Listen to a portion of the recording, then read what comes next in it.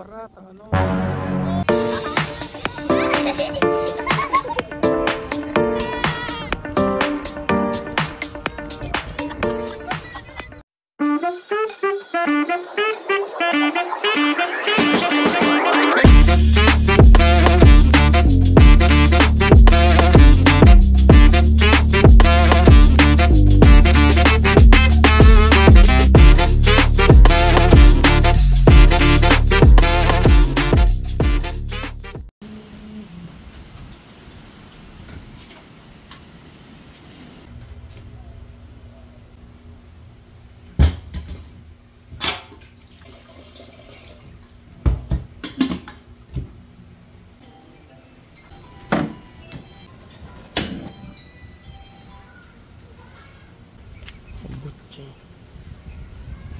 Bili po 50 pesos abutse. Oh. Naligo ka na ba? Naligo ka na? Ayan, good. Pabili po. Ito kay Tilan. May tinapay kay Tilan? Pabili nga po bread.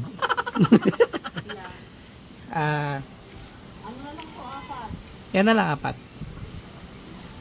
Tsaka kape. Kahit anong kape. Ay ano, Nescafe white. Ayan, Tilan. Ayan ang ating tinapay at butse.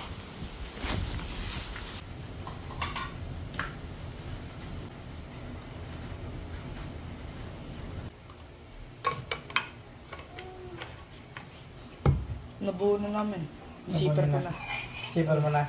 Tama yung tube. Dahil yung brot na lang yung ginagawa ni Kuya. Ano yung ano? Kitami. Kitami.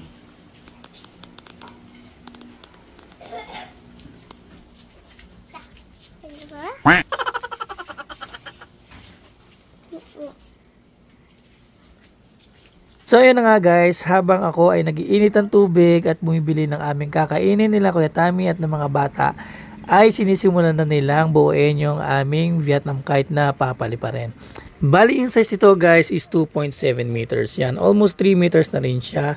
At ito nga pala guys is naibigay ko na rin kay Kuya Tami. Yan guys. Kasi yung kanyang Vietnam kite guys is nasira na kasi sa katagalan na rin guys. Yun yung kauna-unahang Vietnam kite na pinag-investan niya talaga at pinag-ipunan niya.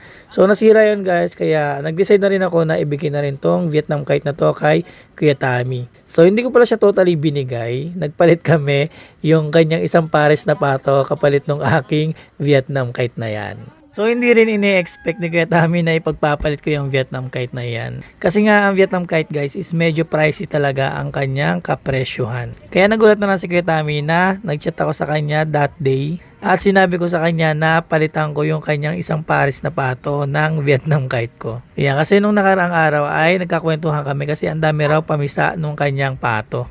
At dahil mahilig din ako guys sa mga alagang mga manok at mga hayop ay naisipan ko na ipagpalit na lang muna yung aking Vietnam kite dun sa pares na pato ni Kuya Tami. Kasi sa totoo lang guys is araw-araw ko talaga nakakasama si Kuya Tami sa pagpapalipad ng saranggola.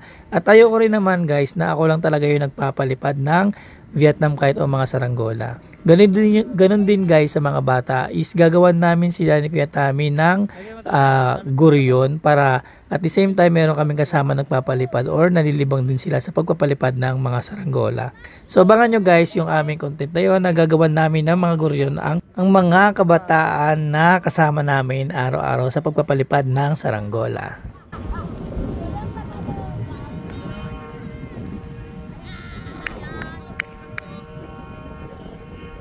Yan guys, nagkakagulo yung mga bata kasi nga napunit yung guantes na ginagamit ni Tinoy. Kasi nga guys, sobrang lakas ng hangin, pinilit niyang hawakan yung mismong tali ng saranggola. So mahirap guys hawakan yung tali ng saranggola kapag sobrang lakas talaga ng hangin. May tendency talaga guys na kahit nakagwantes ka ay dudulas pa rin yung tali sa iyong guantes kasi sobrang lakas talaga ng hangin. So yun nga guys, napunit yung mismong guantes na ginagamit ni Tinoy. At buti na lang guys ay nabitawan niya yung tali bago pa mag-init yung tali sa mismong kamay niya.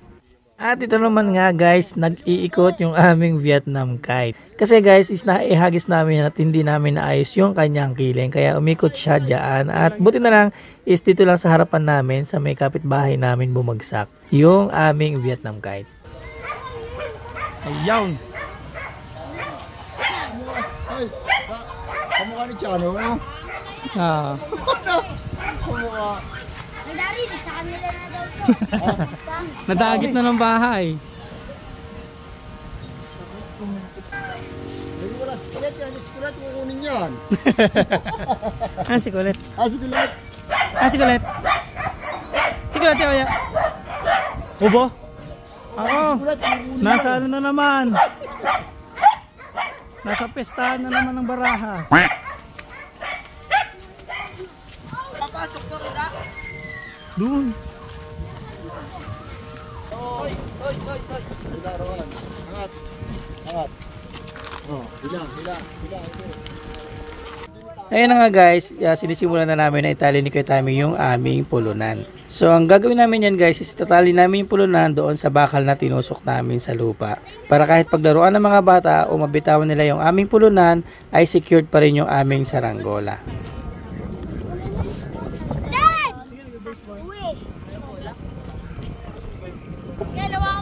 Wow. Ano Alden? Bawal ito sa balikan mo.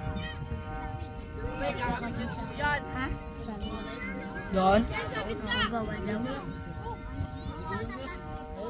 At dahil dyan guys ay nakaisip na naman kami ng panibagong kalokohan namin. Yan. So gumawa kami ng duyan guys at balak naming itali dun mismo sa aming pulunan.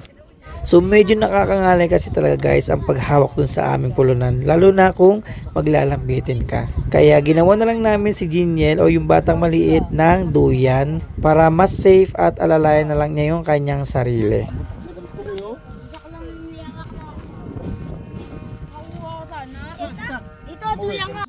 At ito nga guys, tapos na ang aming pagsiset up ng duyan at samahan nyo kami na enjoy ang moment na to na pagduduyan ni Jiniel.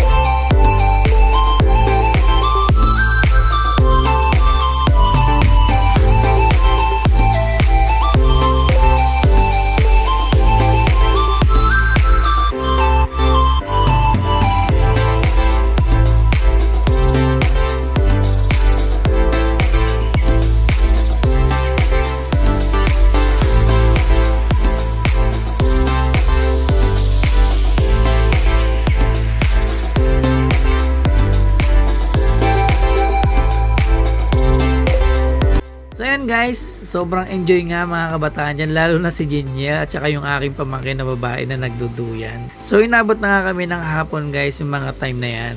Kaya dito na rin ako magpapaalam guys, at maraming salamat po sa mga nagko-comment, nanonood at patuloy po na sumusuporta sa aming YouTube channel. Kaya patuloy niyo po kaming suportahan at panoorin na aming mga nakaka-good vibes na video. At andito lang po kami guys para ibalik ang mga memories ng mga batang 90. At kita-kits po guys, salamat and peace.